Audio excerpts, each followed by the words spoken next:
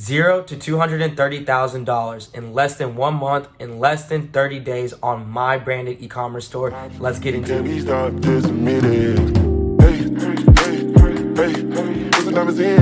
Hey guys, what's going on? Welcome back to my channel. This is AC Hampton, and thank you guys so much for watching again. Today I'm breaking down an entire case study of just one of my e-commerce branded stores that I have. And what we will be covering is what this store was able to accomplish in less than 30 days, starting from $0. In this video, we're going to be covering the Shopify analytics so you guys can see the numbers behind everything. I'm going to be going deep into the apps that I have on my store, the KPI calculator that I use to be able to understand my metrics, and most importantly, Facebook ads, and jumping straight into my live business manager. And I don't know if you guys saw this merch yet, the Wi-Fi bread merch, but if you are seeing this video, it released today. It released today at supremeecommerch.com, so make sure you guys check that out. I'm not going to just show you guys my ads manager or my business manager, but I'm actually going to go into depth. I'm going to be clicking on the edit button, looking over the way I set things up, my creatives, and everything that you need to be doing to replicate the same process. So go ahead, grab a pen, grab a piece of paper, and watch this video the entire way through because I'm about to give you guys some crazy value-packed information. Before I dive in, as you guys know, I give out a free consulting call every single week, and the winner of last week will be announced at the end of this video. If you guys want to be able to win this free consulting call and go over your ads manager, go over any questions that you have, what you should be doing in 2021, and more, all you have to do is 3 simple things. The first thing you must do is comment brand and something that you took away from this video. The second thing you must do is go to my Instagram at AC_Hampton and give me a follow. And the third thing you must do is subscribe to this channel and smash that like button below as I'm coming out with brand new videos every single week, and I've never missed a single week. Also, there's only 3 spots left for my case study / mentorship for the month of December. If you're interested in being your own boss, being a self-made entrepreneur, building up a profitable e-commerce brand / dropshipping store, and doing it the right way without wasting time, money, effort, or energy, all you have to do is go to my Instagram at AC_Hampton and DM me the word case study, or you can apply at supremeecommentorship.com and you'll get a response back within 24 hours. All right, guys, here we are on my actual Shopify dashboard. As you guys can see, from October 15th to November 15th, we took this store from 0 all the way to $232,000 in a single month. So I'm already going to go ahead and refresh the screen for you because you know it's never no cap. But I'm going to go ahead and refresh this right now for y'all. So as you guys can see, after the refresh, from 0 to $232,000 in a single month, with the returning customer rate of over 3.36%. The normal rate is above 2%, so we did really good at acquiring these customers and coming back and purchasing another one. The average order value was about $53.91 with 4,322 orders. As you guys can see, most of my online store sessions came from the United States, but Canada, UK, Australia, and New Zealand, you guys were there pushing too. The online store sessions by social source, you can see most of my online store sessions came from Facebook, a little bit from Instagram, but mainly about 98% of it came from Facebook ads. So I'm gonna scroll right back up and we're gonna refresh the screen one more time so that you guys can be able to see that this is no cap. So on this store, we did about 18% profit. So at the very beginning, it was around 25 to 35%, ranging, literally going crazy. But when you're scaling up that quick within 30 days, your profit margin definitely goes down. And on this store, I took home 18% profit margins. So here are the apps that I used on this store. So I used abandonment cart recovery email. This is basically a great way to be able to acquire a customer who comes to your store but leaves before they're purchasing. Not are we only just trying to retarget these people with ads, but we also want to retarget these people with email and text message. And that's why I use abandonment cart protector.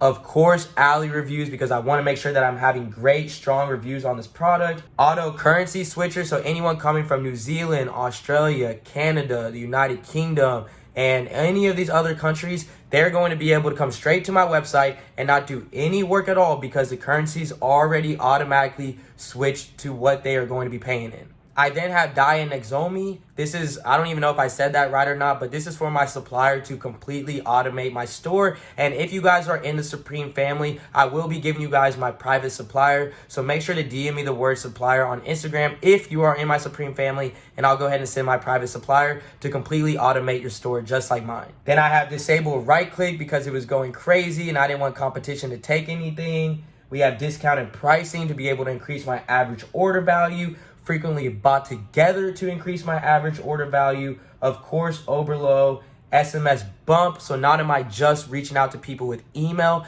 but I'm also reaching out to them with text messages, which convert like crazy. Sticky add to cart, sweet upsell, and a couple more apps to basically just keep increasing my average order value. So just to give you guys an understanding, when you guys saw my analytics on the last page, it said I think my average order value was around $55.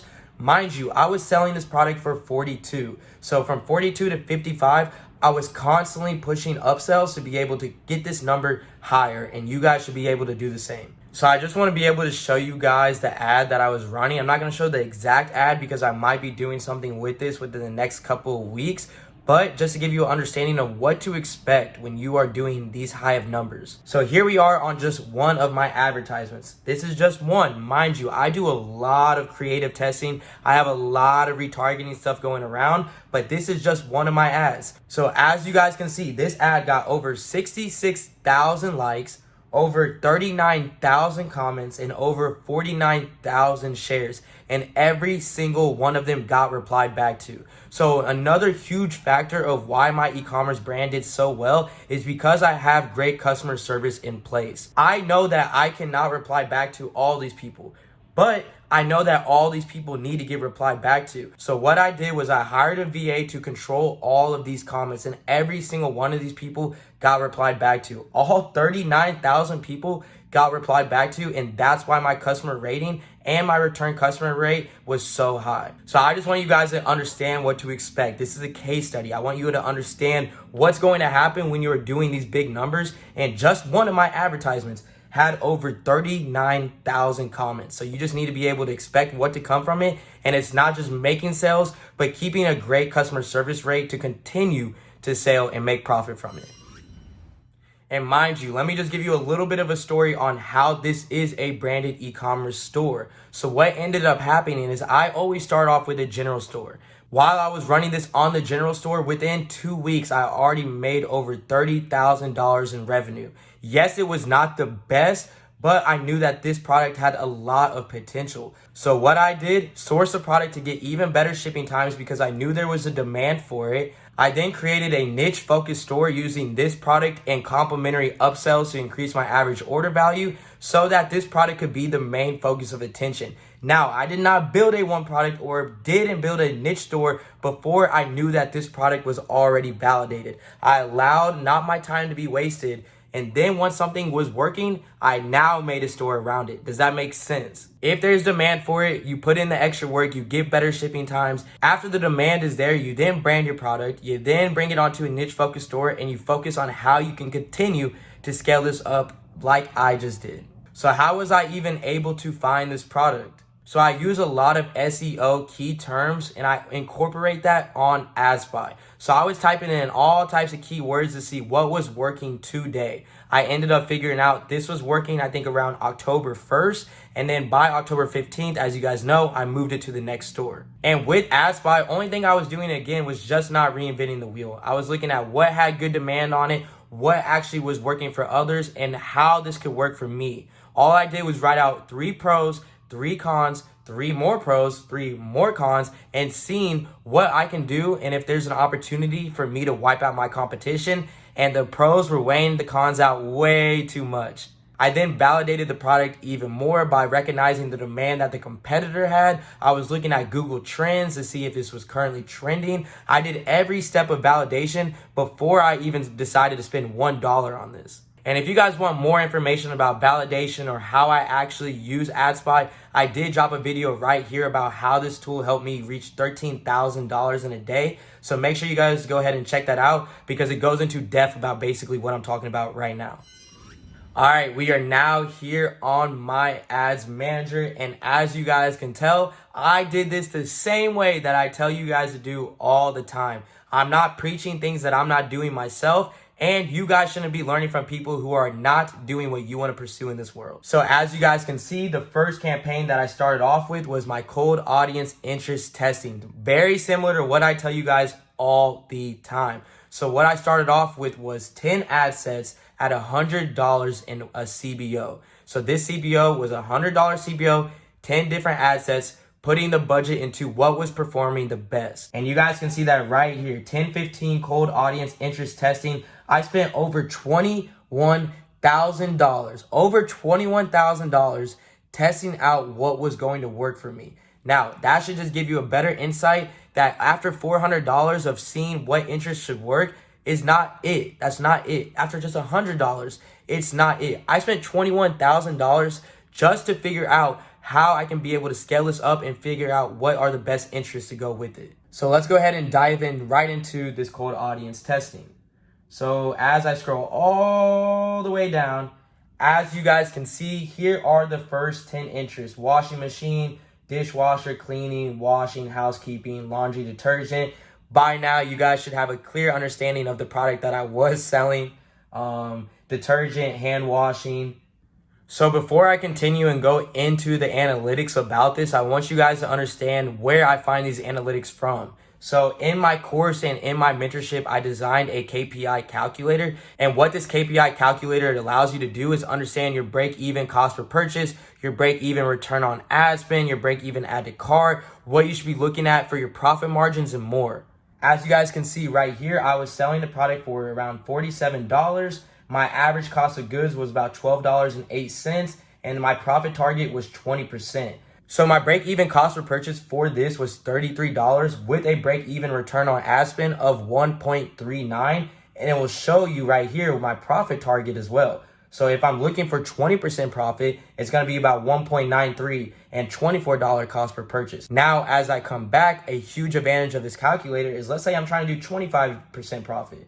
Before I click enter, watch how this profit target KPI will change. So I went from 20% profit to 25.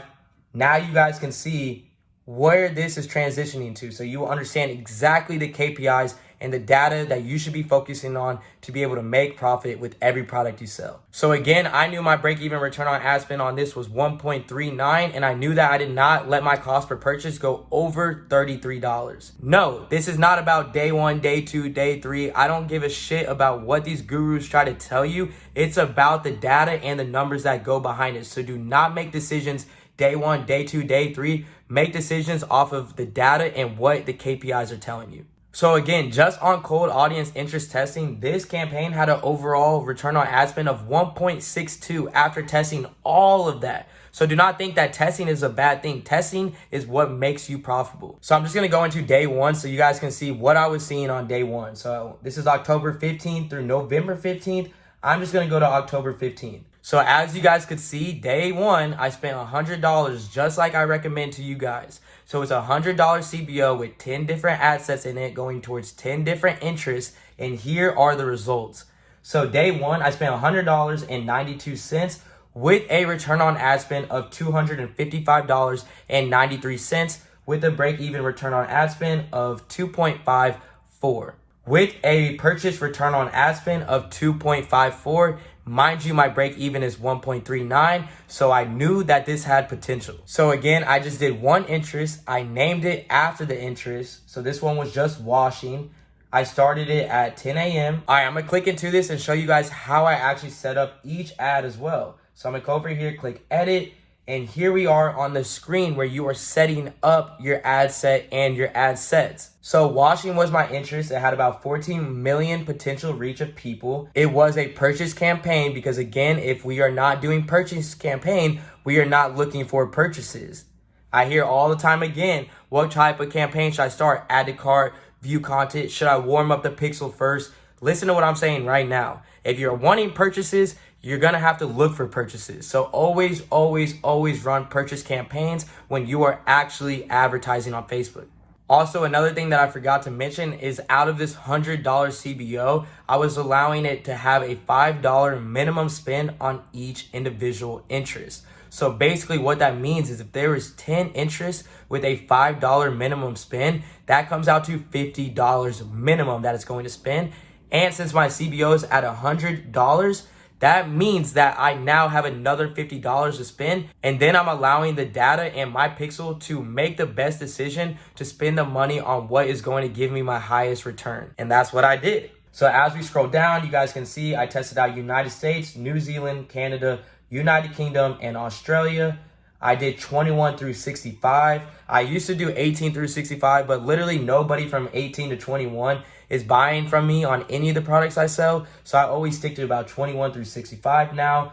I do all genders, and I just do one interest. I don't exclude dropshipping. I don't exclude Oberlo. I don't exclude online shoppers or whatever these gurus do. I allowed myself to test out one interest and not testing out any other variables. So this one was 21 through 65. Like I said, washing, detailed expansion was off. Languages was English, automatic placements, and 7-day click and 1-day view. So honestly, like I didn't try to reinvent the wheel here. All right, here we are on the actual ad section. And as you guys can see, I wanted to show you the ad I just showed you earlier with all the comments and engagement is that same ad that is here in my ads manager. So as you guys can see, 39,000 comments, 49,000 shares, and this was the ad that I started off with on day one on the store. And this was not just a random advertisement. So what I did first was I tested out creatives. I don't just jump into random campaigns and just hope that something is going to work. I test out and validate everything. Not do I just validate products, but I validate creatives as well. So the first thing that I did was I found out that this video was going to do the best because I tested it out amongst a lot of other creatives. Why did I know that this video was going to do so well? Is because I validated it by testing it out against other creatives, by testing it out against other thumbnails, by testing it out against other ad copies. I always validate every step so I do not feel like I'm wasting my time or guessing if something's going to work or not. All right, so we're back on my ads manager, and let me just give you a better understanding of what I did after this point. So after I tested out these 10 interests and they were doing really, really well, I then duplicated my best interest to continue to horizontally scale. So when I was continuously scaling this, I was using my KPIs to do so. So mind you, just looking at these KPIs on the front end metrics, you can see what I was already experiencing, and I knew that this had a lot of potential. So using my KPIs, I knew that I could horizontally scale off of one, obviously my return on ad spend, but most importantly, the front end metrics. So you can see that my cost per click all was 11 cents. This should be under 50 cents, so check. You see my cost per link click being 34 cents. This was supposed to be under 50 cents, check. You see my click-through rate of being 10.18%. This is just supposed to be over 2%, so check. And you see my CPMs being $11.49. I'm looking at anywhere between $8 and $13. So again, check. So when I was horizontally scaling this, after figuring out how these 10 ad sets worked well, I duplicated off of the one that had the lowest cost per 1,000 impressions. Why was I basing my decision off of cost per 1,000 impressions? Because I'm seeing how well that creative I was testing and how well that creative was working against the different audiences that I was testing as well. So whenever I horizontally scaled this, I looked for the one that had the highest return on ad spend and the lowest cost per 1,000 impressions, and I only found better interest off of this. After doing that, what did I do more? I started horizontally scaling by breakdowns. So I knew that when things were working for me and getting enough purchases, I wanted them to break down to see how I can continue to increase my return on ad spend. And as you guys know, it's not about just testing as many ad sets as I possibly can, but it's about reading the data and making decisions of breakdowns with what is already working to allow it to continue to work for me. And look, that's exactly what I did. So I knew dishwasher was doing really well. I knew washing was doing well. I knew washing machine started doing well. So I started breaking down what was working the best within those ad sets. So 18 through 24 female, US washing machine, Android washing, iPhone washing, US washing. So just for dishwasher, for example, I was breaking it down and I was looking at it like, okay, $40 has been spent on Android. $40 has been spent on iPhone, but my return on ad spend for Android was a 4 and up. So I knew I was breaking it down by that and continuously allowing my return on ad spend to increase. It's all about making your pixel and collecting the right amount of data to make your pixel wipe out your competition. And the only way that you can do that is by feeding your pixel with data. Think of it like a plant. You're constantly pouring water and giving nutrients to this plant to allow it to grow. And that is the same exact thing that we do with our pixel, and giving it constant nutrients. And those nutrients that we're giving it is data. And that data is what is continuously making this pixel grow. I was testing out any type of interest that I could possibly think that would work. I was getting out of my comfort zone. So get out of your comfort zone and make sure that you guys do the same, because you will not know what will work, but the data will tell you. All right, so yes, I was horizontally scaling the shit out of that. At the same time, I was collecting enough data to get into the next steps. And the next steps were my 95 and 75% lookalike. And that's exactly what I did. So as you guys can see, if we go into the 95 and 75, I tested out all the percentages, 1 through 10%. Look, I'm not going to go into every single breakdown for the lookalikes and all the different lookalikes that I was testing, but just so you understand what to do, you need to be testing out 1 through 10%. Not 1 through 3, then 3 through 6, then 6 through 9, but 1 through 10%. So 1%, 1 to 2%, 2 to 3%, all the way up to 9 through 10%. Also, purchase lookalikes are not just the best lookalikes that work for you. I see a lot of people saying, well, once I get to purchase lookalikes, it's over, it's going to be fine. But that is not the case at all. Mind you, on this account, my view time spent by 5% was the best lookalike that I had. So yes, I was testing out 1 through 10% with this. And then as you guys can see, the next step that I got into was my warm retargeting. So I separate my retargeting. I do warm retargeting by one campaign and I do hot retargeting on another campaign. Why? Because they do not deserve the same attention. And honestly, I'm very tired of being on YouTube and hearing other people not talk about retargeting. Retargeting is the bread and butter of your business. And ultimately, it's going to be saving you money every single day. And you're probably asking yourself, how can I be spending money on retargeting and it's saving me money? So why? The answer is because you've already spent money to acquire these customers and they did not take the action that you're looking for. So when you are spending this money on cold audience interest testing and lookalikes, they are coming to your store, but if they did not purchase, retargeting is saving your butt by getting your return on investment on any way possible to get these customers back to your store. All right, so let's go ahead and check out warm retargeting first. So warm retargeting is anybody who did not come to your store but saw your ad. So it's anybody who took an action before clicking on shop now. So this is like 95% video view, 75% video view, Facebook engagement, Instagram engagement. All of these things are actions people took before they came to your website. So in this warm retargeting, I did the same exact thing. I have my Facebook engagement in there. I have my Instagram engagement in there, my 95% and 75%. And what I did for warm retargeting is I was using carousel ads. So what I was doing for retargeting is I was using carousel ads and using my OG ad. So with my OG ad, it was my original ad, but I was incentivizing a different ad copy by talking about a 5% discount and free shipping. So they got a 5% discount because they already took a little bit of action, but I was trying to give them a push to get to that next step of purchasing. And that was the same ad copy that I had on my carousel ads as well. All right, so now I want to go into the next one, which is hot retargeting. So let's go ahead and go into hot retargeting.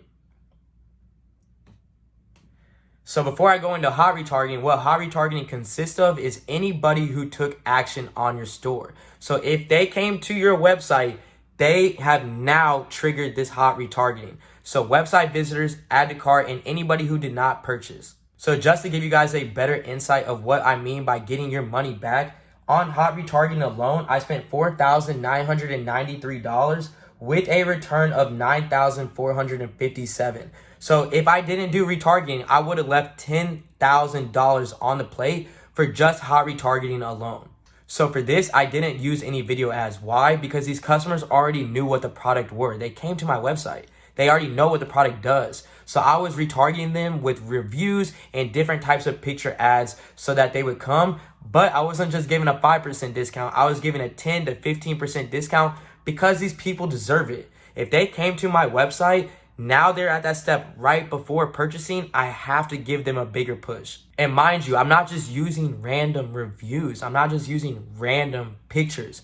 Something that you guys can take away from this video is doing a survey. If you have that many amount of comments or you have that amount of emails from your customers, you should start understanding what their needs are. So I built myself a survey. With this survey, what it consisted of is what the needs were of the customer. After figuring that out, I knew that the biggest 5 needs were going to be the 5 reviews that I put on my store. So I then broke down basically what I was seeing the most in the comments, what I was hearing the most from the customers, and I was getting about 3 to 5 points that they were trying to say they needed, not just wanted, but needed. So I structured my retargeting and my review ads around that. And I'm telling you right now, that's why it went crazy, is understanding your customer. And the last step, my favorite thing to do with Facebook ads, is no interest campaigns. So whenever I hit over 500 purchases on this product, I went straight into no interest campaigns, not targeting a single soul. And why? Is because you have bigger audiences, but you have a smarter pixel at the same time. This finds way more people. The traffic that you're driving to your store is so much cheaper, and your CPMs go way down because it's finding people for you. So that's what my last step was just by pushing no interest campaigns, just pushing up dramatically. And another thing that is amazing about no interest campaigns is they can be scaled hard because they don't have a limit. When you're scaling hard though, something I want to be able to cover lastly is inconsistencies and fatigue. Fatigue never comes from products. We focus on validation, so we already know that the product works. Also, there's no such thing as saturation of products. We know that the product is never saturated. The only thing in the market that is saturated is the creative. So if you guys want to overcome fatigue or inconsistencies or any type of saturation, only thing you have to do is wipe out your competition by having a better creative. All right, so the store layout, it was a very, very simple store. I just had 3 colors on the store, black, white, and blue. I was using the Beautified theme. And I had my main product and I had only 2 complimentary upsells on there. So there was only 3 products on the store. So that's basically just what I did, guys. I validated it on a general store. I then put it on a niche focused store with other complimentary upsells. I made the store layout look really, really well with, the apps I was adding and the Beautified theme and the way it looked. I kind of already knew what my customer base was looking for because again, I had some comments and engagement from my last ad on the general store. So I knew the way to approach this. And that's basically what it worked. It worked because of my confidence. I knew that this was going to work. I knew that I was going to put in the time to make it work. And I knew that ultimately I was going to push this to the limit. So guys, that is a little bit of my case study on how I took this branded e-commerce store to $0 to $230,000 in less than 30 days. Let me know if you guys want to see more case study videos just like this. And if you guys want to be a part of my case study / mentorship program, again, there's only 3 spots left for the month of December. You guys can apply by DMing me on Instagram at AC_Hampton and saying the word case study, or you can apply at supremeecommentorship.com right below. And do not think that I forgot about the consulting call winner. The consulting call winner of this week is Tactic559. Congratulations on winning. Go ahead and DM me on Instagram. Tell me that you won. I'm going to go ahead and send you over a Zoom call so that we can be able to cover your live ads manager, how we can be able to help you quit your job, which you said in the last video, how you can quit your job by March, and how I can be able to help you out in any way possible. So again, congratulations on winning. Go ahead and smash that like button below. I've never missed a single week. I hope you guys enjoyed this video. This is AC, and I'm out. Diamonds in, call her lens, got a new Benz, lost more friends, switch my ends, money all in, fucking her friend, breaking in bed, 110.